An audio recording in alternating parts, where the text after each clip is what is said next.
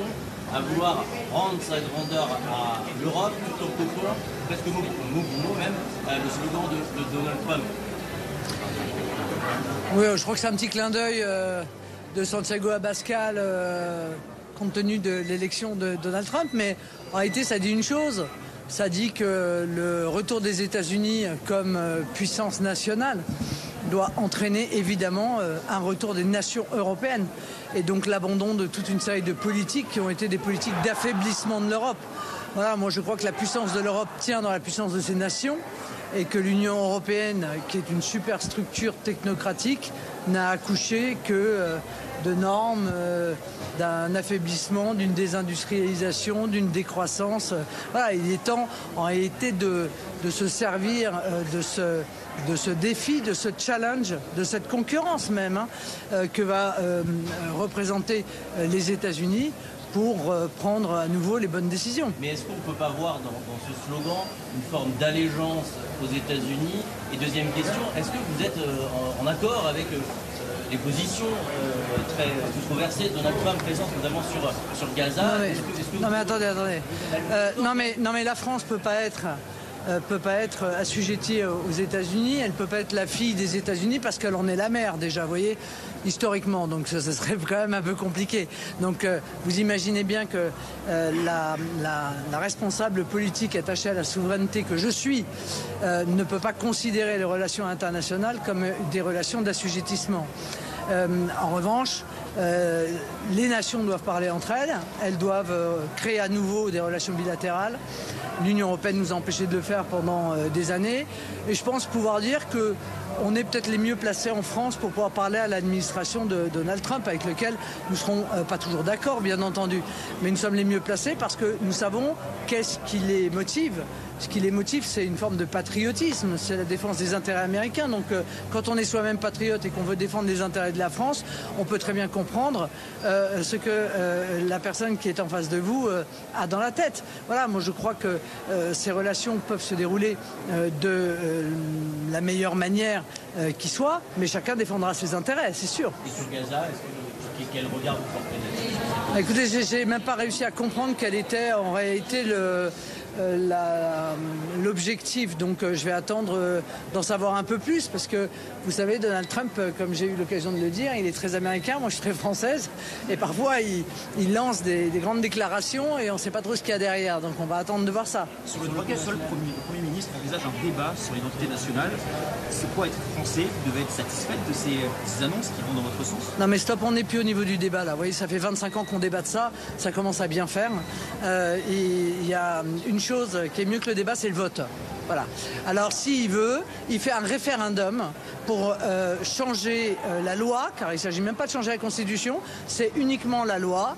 Est-ce que vous êtes d'accord pour le projet de loi supprimant l'acquisition de la nationalité par le droit du sol? Voilà. Et il fait le référendum. Et on arrête de parler, on arrête de débattre, on arrête de blablater, on propose aux Français de donner leur avis et on le respecte.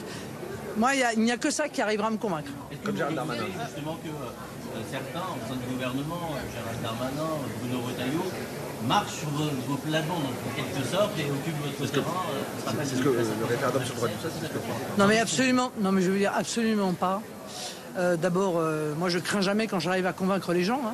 Je suis plutôt contente. En général, c'est ça l'objectif de la politique, c'est de convaincre les gens. Alors, si on arrive à convaincre ses adversaires, en plus, c'est quand même flatteur. Bon. Mais le problème, c'est qu'à chaque fois qu'il faut voter, il n'y a plus personne. Enfin, je veux dire, ce sont des propositions qui ont déjà été soumises à l'Assemblée nationale. Et tous les gens qui aujourd'hui viennent nous dire qu'ils sont pour, ont voté contre.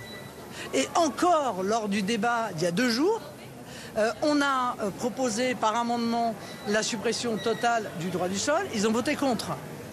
Vous voyez, donc je pense que la différence qui existe aujourd'hui entre les paroles très fortes, très fermes et les actes ont un petit goût de déjà-vu pour les Français. Madame, il faut que vous allez... De qui? De Jordan Bardella.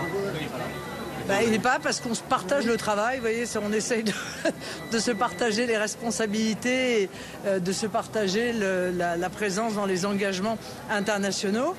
Mais je crois qu'il ira d'ailleurs aux États-Unis d'ici quelques temps.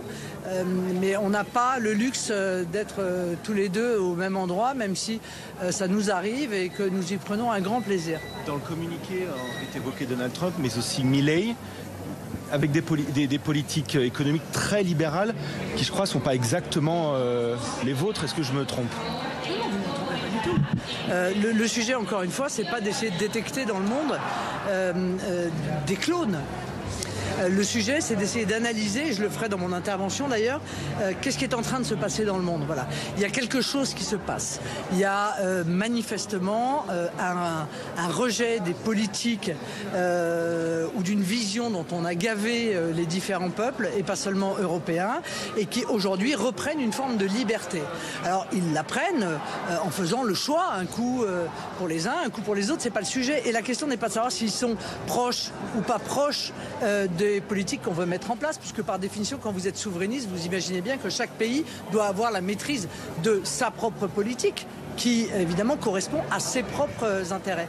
Mais je pense que moi qui jamais ne prendrais Milei comme modèle pour la France, il n'en demeure pas moins qu'il est quand même le symbole d'une forme de liberté que le peuple argentin a souhaité se donner. Voilà. Je pense que c'est ça qu'il faut faire. C'est une analyse un peu en hauteur. Qu'est-ce qui est en train de se passer dans le monde aujourd'hui ? Milei, Trump, Orban, Meloni, les résultats, notre parti allié autrichien est en tête, nous sommes en tête,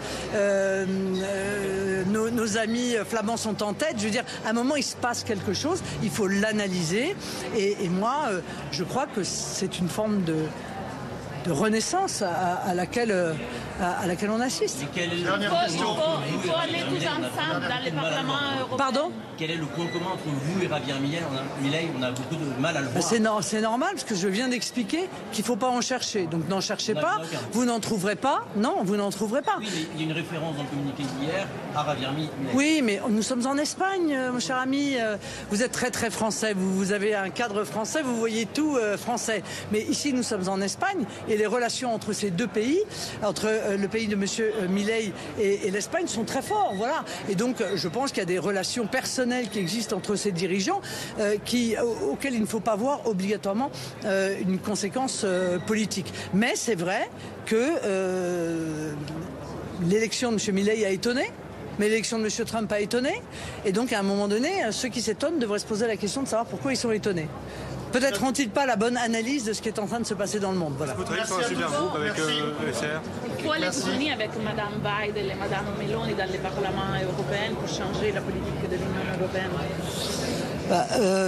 Mme Biden est dans un autre groupe et Mme Meloni est encore dans un autre groupe. Mais par définition, dans une assemblée, qu'elle soit d'ailleurs nationale ou qu'elle soit européenne, on peut très bien se retrouver sur un certain nombre de dossiers. Et le dossier du jour, c'est est-ce que oui ou non, on arrête avec cette dinguerie du Green Deal ?